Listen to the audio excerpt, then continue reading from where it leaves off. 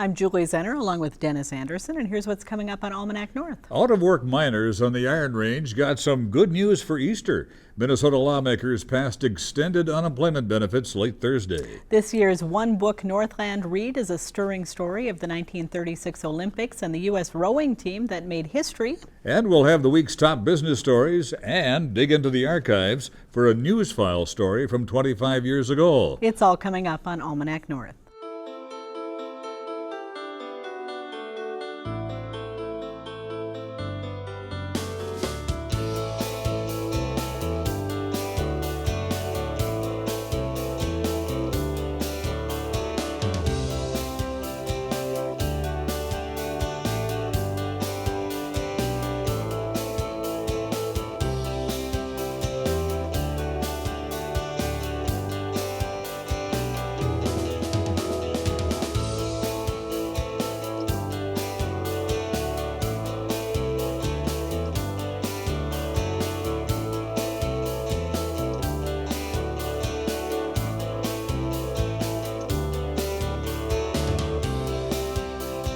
Hello and welcome to Almanac North. Thanks for watching. Denny, it's good to be back after a couple of weeks off for the WDSE membership drive. It seems like such a long time since I've sat here. Yeah, couple of weeks. It has been a while, but the membership drive was very successful. That's good to hear. Thank you to everyone who called in and pledged. That's for sure. Thank you. But now it's time to get back into the swing of things, so let's get started. All right, Julie, thank you very much. Well, it took longer than range lawmakers hoped, but this week state legislators were able to come together on an agreement to extend unemployment benefits to laid-off iron miners. The governor quickly signed the bill into law, and eligible workers will be able to sign up for the benefits immediately. Joining us now to talk more about the bill and other legislative news is Representative Jason Metsa, a Democrat from Virginia. Thank you very much for being here again. Actually, there were two bills signed yesterday by the governor related to benefits. What were they? So we passed the unemployment extension for the mining workers at the actual plants and related vendors and suppliers, which would include construction workers and others. And we also passed a unemployment insurance tax, I guess, credit, we would call it, that'll be going out to Minnesota businesses over the next year, starting in July. What did it take to finally get this bill passed that extends the benefits? So, we've been working on this actually since last summer. We had thrown it out last session during the avian flu epidemic that, maybe we should get something ready in case this lasts longer. All the data was telling us that this wasn't going to be a slow or a long process, essentially, that would get the companies to a position where they'd be able to get workers back in a short time. And that came out to be true. A one-year layoff is quite significant and abnormal. It's the worst downturn we've seen in generations. So we started the work back then, and we had our differences in the policy moving forward. And then special session kind of fell apart, as we all saw on the TV over the last 6 months or so. And it just took a lot of teamwork and compromise on both sides to get two clean bills out this last week. So, In hindsight, are there things that you think both sides should have done differently to get this done a little sooner?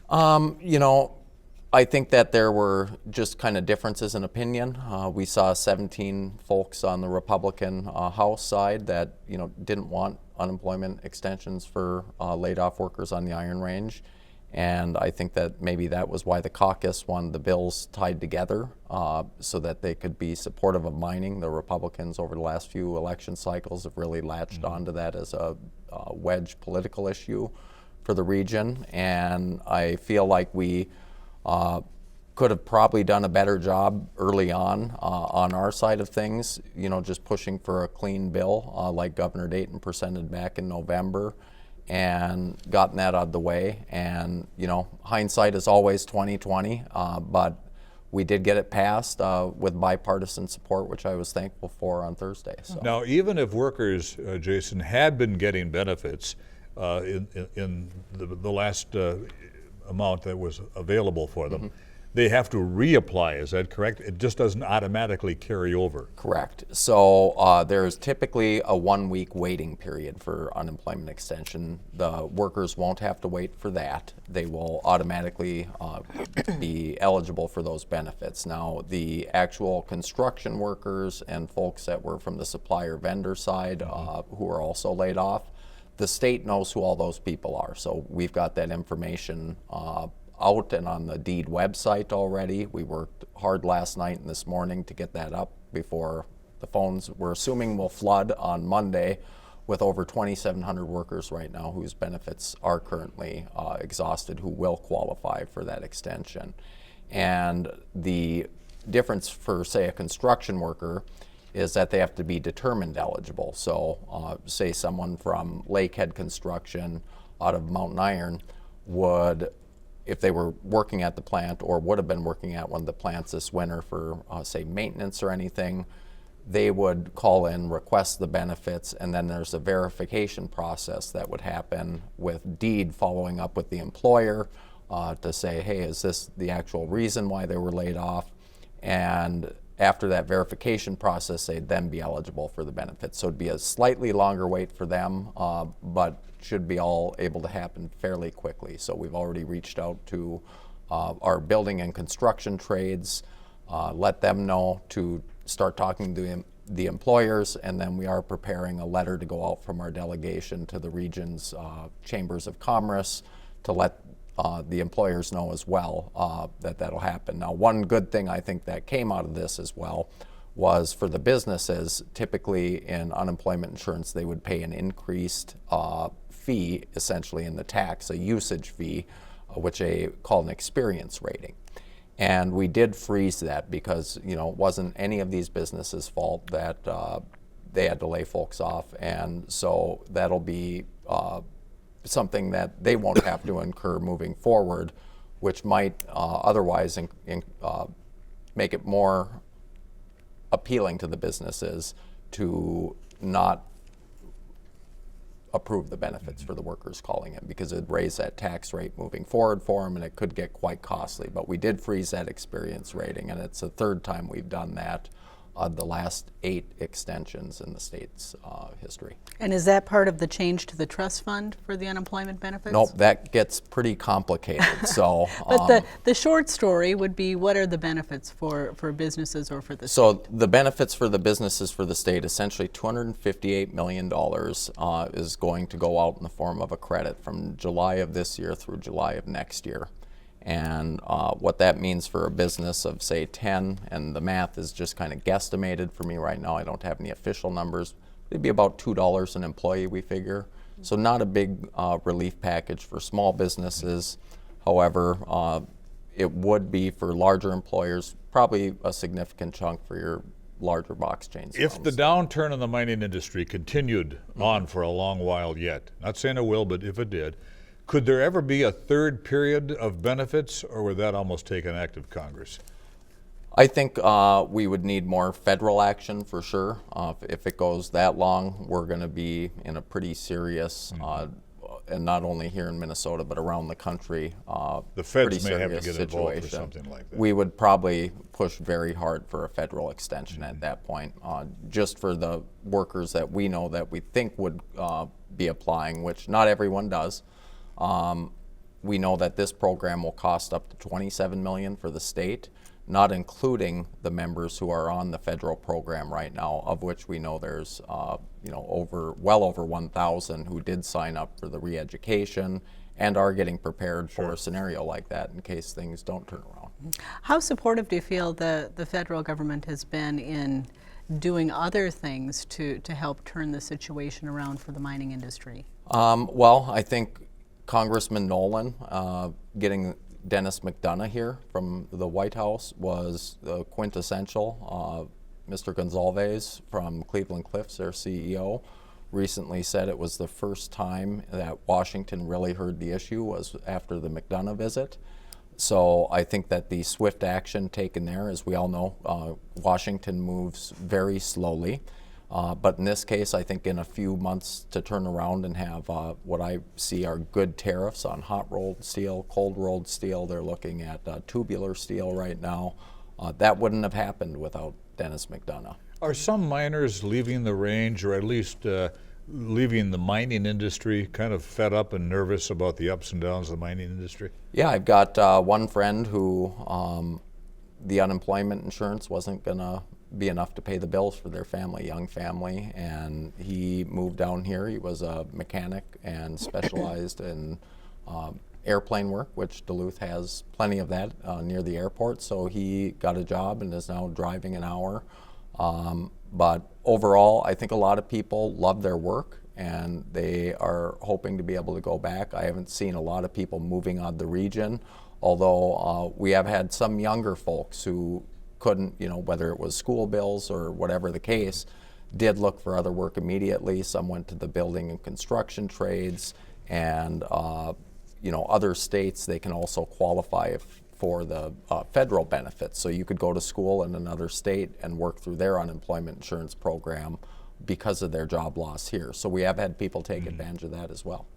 Anything else that is going on at the state legislature that you see as really perhaps bringing some good news to the Iron Range and this region this year? Well, we had the workforce groups that got together on the unemployment insurance, and I know the GOP said that they would have, Chair Garofalo from the Jobs Committee said that he had a lot of ideas. I haven't seen any yet, but I think that in terms of what we need to get done now, a good, strong bonding bill for the communities is always good. We have a lot of investment we need to make for aging infrastructure. You got the steam plant here in Duluth, and we've got plenty of wastewater treatment issues with the increasing environmental standards, specifically on mercury, where cities have made investments of, $5 million or so. Gilbert, for example, is in a position where they just recently did a major renovation and just got another letter saying the they need to get more mercury out of the water. And so they're looking at, or they're in a financial position now where it's literally closing down the library or meeting the mercury standards. And so we need to help alleviate that. On another issue, Jason, the Legislative Auditor's Office wasn't really too kind to the IRRB, in essence saying they're critical of the financial control, and also the fact that there are lawmakers on the board. That may be illegal. What are you hearing about this? So I've heard bits and pieces. We've heard the lawmaker issue Is that a before. conflict of interest?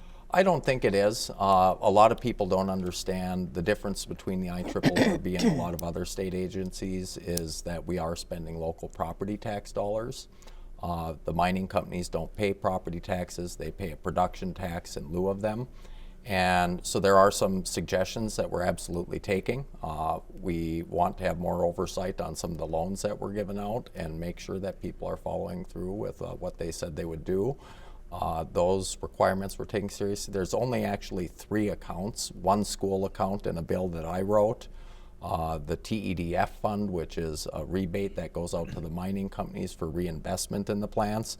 And I don't remember the third off the top of my head, but those are the only 3 that we're actually in the constitutional questioning on. And so a vast majority of what we actually do on the board is advisory. Sure. Real quickly, do you think any changes will come out of that? Absolutely. That report? We have already been preparing. One thing that's always bothered me is that we had job numbers that would get reported, and knowing that construction jobs are temporary, I think when the public's reading it and looking at it, when those numbers differ or there's a different format being used, and that's changed. Sandy Lehman, for example, former commissioner, had different probably usages than other commissioners who have taken on since. And I think Mark Phillips, with his previous experience at Deed and in business, will bring a lot of oversight and experience to fixing some of that. And I know he hit the ground running on many of the concerns that the agency had before they came out with the report. Representative Jason Metsa, DFL-Virginia. Thank you. Thank you. Appreciate it. You're welcome.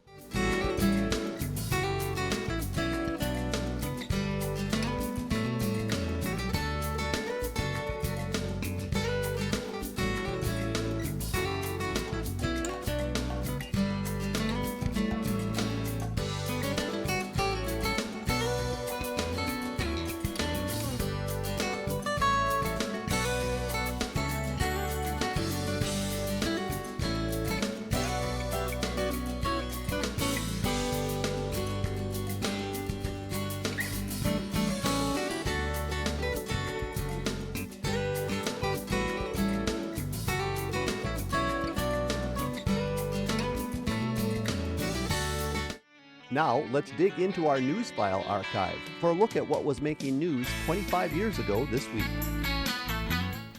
Ice rescue training takes mental preparation, but there comes a time when you have to just jump right in. These firemen know all too well the danger of spring ice on our northern lakes. A victim is going to last only a matter of minutes before the cold water wicks away all of their body heat, and they'll become noticeably stiff and unable to hang on to objects, and they can last only a matter of minutes in this cold water. Jim Theodore teaches ice and cold water rescue class, skills that will keep a rescuer safe while trying to save another's life. The key to carrying out a successful rescue is having protection from the cold water, and this specially designed rescue wetsuit does just that. Well, I guess it was kind of a shock initially. I expected it to be really cold when I got in there, and actually it's quite warm in here. The rescuers wanted realism, and for a first-hand experience in frigid water, I became a snowmobiler in trouble. Do you think you'll ever have to put those skills to use? Well, we hope not, but we want to be prepared to do that. So we want to make sure we have people in our department that know how to do it. Life here in the land of 10,000 lakes necessitates this type of ice rescue training. While these suits aren't entirely leak-proof, they will make the difference in the business of saving lives rather than becoming another tragic fatality. In Virginia, Ryan Davenport, KDOH News.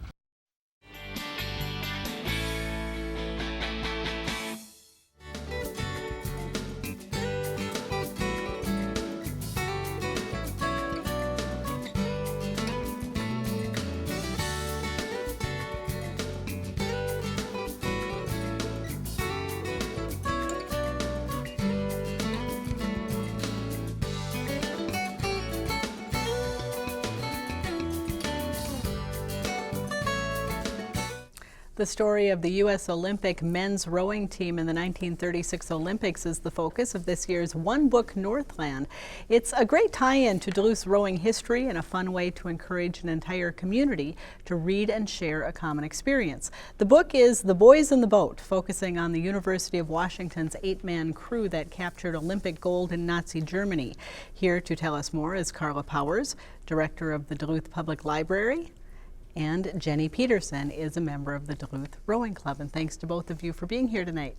Thanks for having us. Carla, what's the goal of the One Book Northland project? It's kind of like a giant book club. The idea is to bring people together by having us all read the same book at the same time and talk about it. And it's focused in Duluth, but also Superior, Two Harbors, Cloquet, and Virginia also participate in this. So it's really, this year we retitled it One Book Northland because we wanted to recognize the region-wide significance of it. Carla, how are books chosen and why The Boys in the Boat? Why that book? There's a large committee with representatives from libraries, bookstores, the Arrowhead Reading Council, all kinds of agencies that get together and discuss books that could be nominated for this. And what we started doing last year and carried on again this year is to narrow it down to 4 finalists that we think would be good reads, would have good local tie-ins for programs, and then we put it out to the community to vote and choose the winner. And this year, the Northland region chose The Boys in the Boat. And this is a good book as a member of the rowing club as far as that local connection to your organization. Right, we were very pleased that we were invited to participate in One Book Northland because rowing is has a strong tradition here in the community of Duluth, and we just thought it was a great tie-in to bring some more attention to rowing in our community, because I don't think people know a lot about rowing. I mean, we're kind of a quiet sport. We're quiet on the water, and we're also kind of quiet in what we do. Jenny, you've been rowing for years. Tell us a little bit about the rowing club. It's been around for a long time. Well, actually, it's been around for almost 130 years. It started with the old Duluth Boat Club, which was a pretty classy place in Duluth back at the turn of the century. And the rowing club right now, it's on Park Point, 3900 Avenue in Park Point. And it's a club that has about 150 very active members. About 2/3 of our members are young people between the ages of 13 and 18. And so the youth program is very, very strong. Yeah, there's 100 kids that can show up in the morning. And then we have a very strong master's program too. And the adults can be either recreational rowers and come out and just enjoy being on the water, or you can be a competitive rower too. Carla, talk a little bit more about the book and what you think it brings to people today to read that story. You gave a, kind of a good surface synopsis of the fact that it's about this rowing team from the University of Washington that ended up winning Olympic gold in 1936. But then, like so many good books, it has many layers and subplots underneath that. That's what makes for such an interesting read and good conversation. It focuses on one of the boys in particular, Joe Rance, and kind of follows him through his life. He had real difficult circumstances in his life and kind of came of age and came into his own through this rowing experience. There's also the sport of rowing. I am not a rower. I've never been exposed to it, but being able to learn about the sport, the suspense of these races is just incredible, even when you sometimes know historically how they turned out. To actually be in the moment and feel what those boys are feeling is amazing. And then, of course, it's all set against the backdrop of the rise of Hitler in Germany in the 1930s. So there are many layers to it, and it's a fantastic read. It feels like a novel. It doesn't feel like a nonfiction book to me. So this is a good read for people, even if they're not interested in sports or sports history, per se. Absolutely. Right. Like I said, I'm not a rower. I thought, well, this will be something different. Like any good book club book, it exposed me to something that I wouldn't have picked up and read otherwise, but it was fascinating and interesting to learn about rowing. I should mention the executive director of our Duluth Library Foundation bought a rowing machine after she read this book, and she's rowing every morning now. That's how inspiring it is. Are there then various discussion groups around the area once you've chosen a book and people start reading? Right. We have different book discussions as part of the program at various libraries, and then there are other tie-ins as well. There's a music program. There's paddling in the North Woods is one of our programs. And then one of the highlights will be on Thursday, April 7th, Dave Krumpetich, who was born and raised in Duluth and won a silver medal at the Olympics in 1988, will be coming to speak about his experience and kind of tying that into the book and the themes in the book. And he was a member of the Duluth Rowing Club? Yes, he was. He was back in the 70s and ended up going to Philadelphia to row and spent many years trying to get to the Olympics. His first time was trying to get there in 1980 when Carter, they boycotted the Moscow Olympics, and so he was trying to get to the Olympics for many, many years and finally did in 1988. He has a wonderful story to tell about his experience. Sure. Jenny, are there multiple family members who row? Oh yes, there are. In fact, in Dave Krumpetich, his whole family were rowers, and in my family, my husband rows, my daughter rows, and so I have another daughter who did it for 1 year with us too. So it is. You will see families part of it. And this coincides with a big project that you've got going on down at the Rowing Club. Well, yes, it does. We are very excited to announce that we are doing a new boathouse, and it's actually Dave Krumpetich's brother who donated a sizable amount of money to have the boathouse built. And we'll actually be building 2 buildings, one this year and hopefully one next year too. Well, you've got a beautiful area down there in which to roll. Has it always been there, the boathouse? Has it always been there, the club? Well, it was an extension of the old Duluth Boat Club that I mentioned earlier that was really thriving at the turn of the century, and this was kind of an out branch from that. And so the boathouse now has been there over 100 years, and so it has seen its better days, Sure. and it is time for it to be replaced. Carla, you mentioned some of the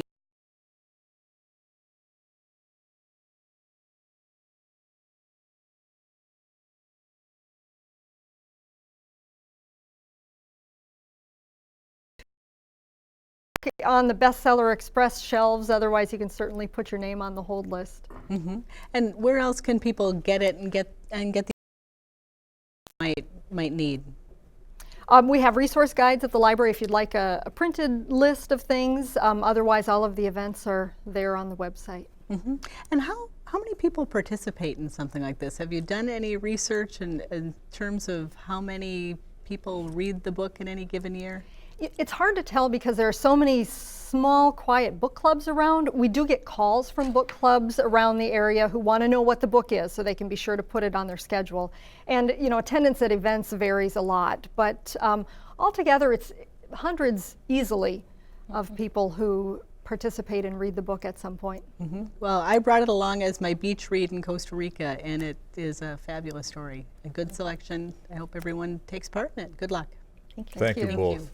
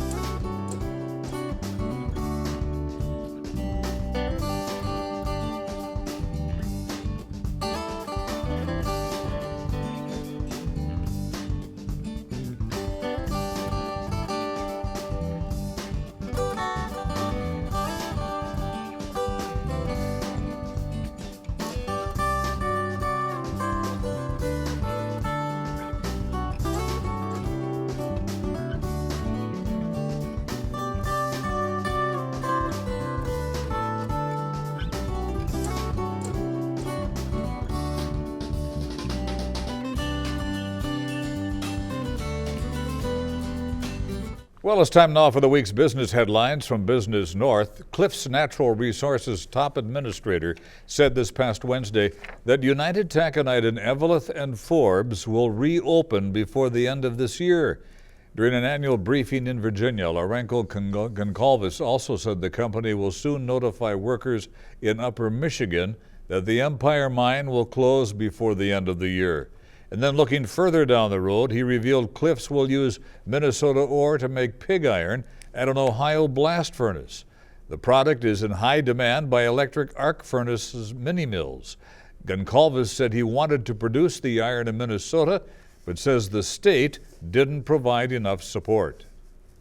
The Silver Bay City Council on Monday declined to reverse a 2-week-old decision to boycott Bent Paddle beer in the municipal liquor store. A majority of councilors have taken issue with Bent Paddle's membership in the Downstream Business Coalition, which opposes mining non-ferrous minerals.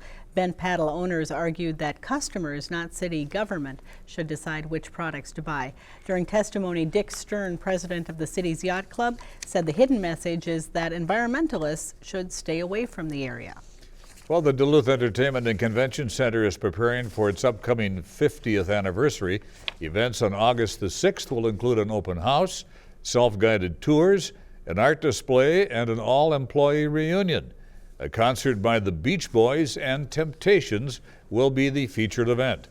The deck opened back in 1966 and featured a speech by Vice President Hubert Humphrey, appearances by Paul Harvey and Lorne Green, and a routine by comedian Buddy Hackett. For more on these and other stories, visit businessnorth.com.